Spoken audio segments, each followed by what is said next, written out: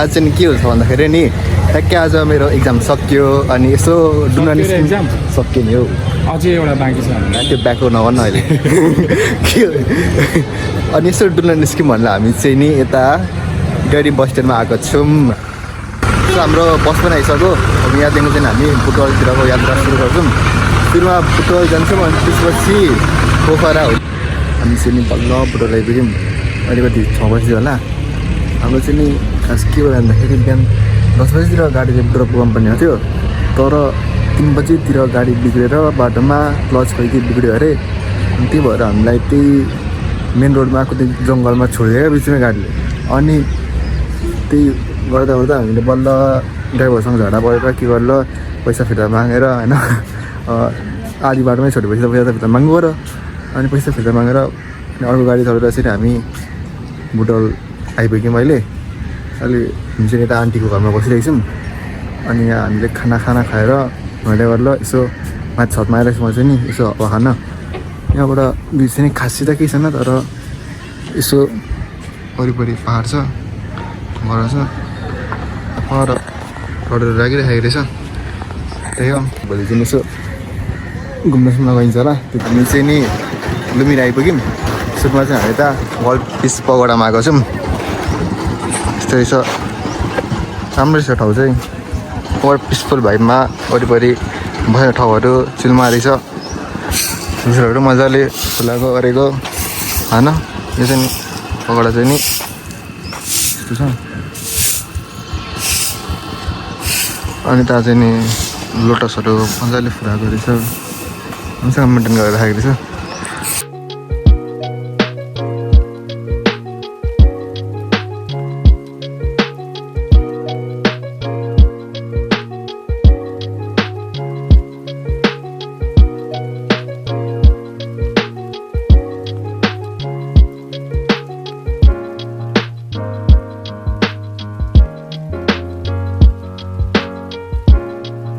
हामीले यस्तो पगोडाको वरिपरि डुलेर आयौँ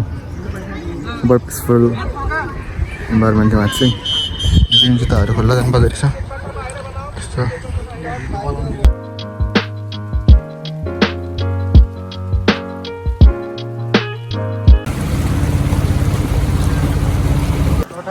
अहिले चाहिँ हामी रानी मल आएको छौँ यो चाहिँ नि बुद्धको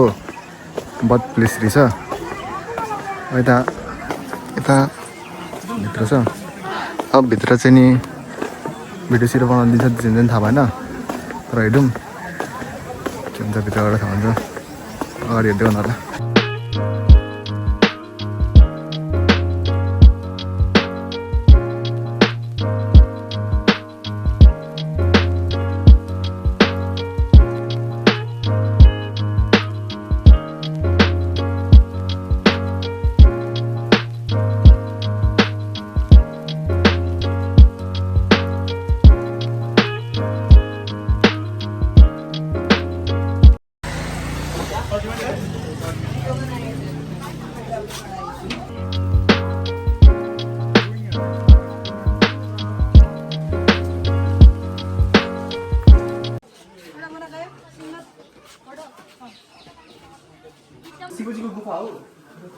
ओइ पानी पनि छ रहेछ त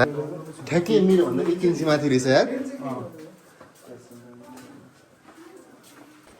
भयो यार यहाँ त सिप खायो भने के हुने रहेछ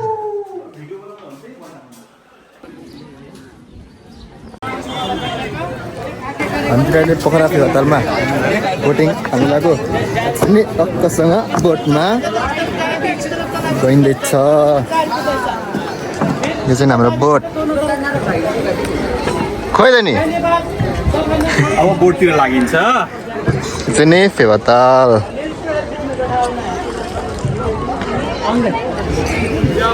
हाम्रो चाहिँ नि के भन्छ रुवर दाई हाम्रो के रुवर दाई त भन्छ होला नि हामी चाहिँ अब पत्रो भइन्छ कहाँ बस्नु यहाँ बस्नुहुन्छ हो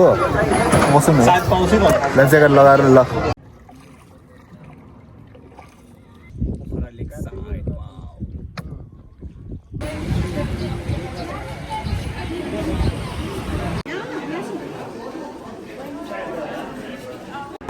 हामीले त त्यसमा मार्केट छाडेको यहाँ चाहिँ नि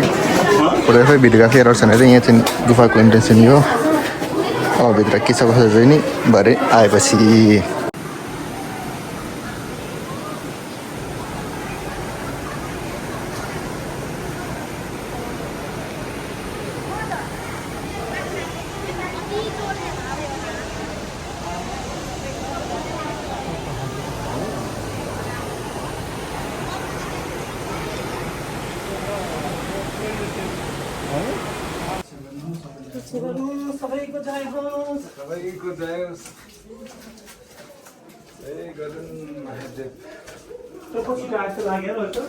अघि चिप्लिँदै गएको छ नि त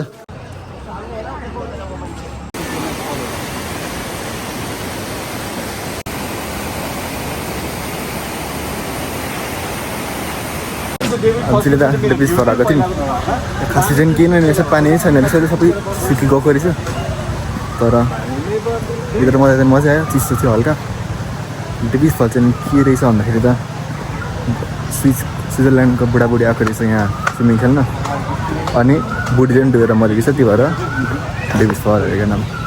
त्यो पनि रहेछ अब कता पनि हेरौँ अब पोखरा आइसकेपछि त गाडी भेट्न जानै पर्यो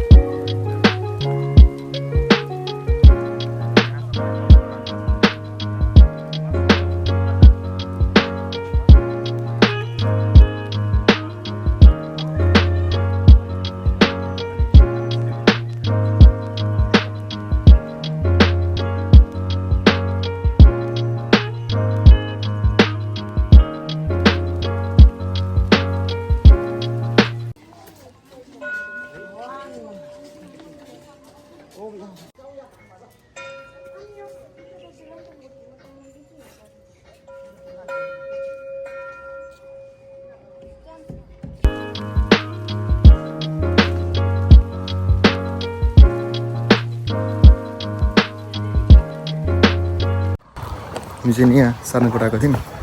सारनकोट भनेको चाहिँ नि भ्यू पोइन्ट जस्तो रहेछ भनौँ न अनि यहाँबाट चाहिँ नि दामी हिमालको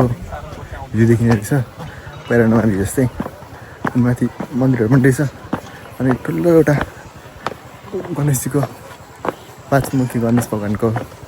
मूर्ति पनि रहेछ नयाँ भर्खर बनाएको रहेछ अहिले चाहिँ हामी तल फर्किँदैछौँ यसो खाजासाजा खान्छौँ अनि अर्को डेस्टिनेसनतिर लाग्छौँ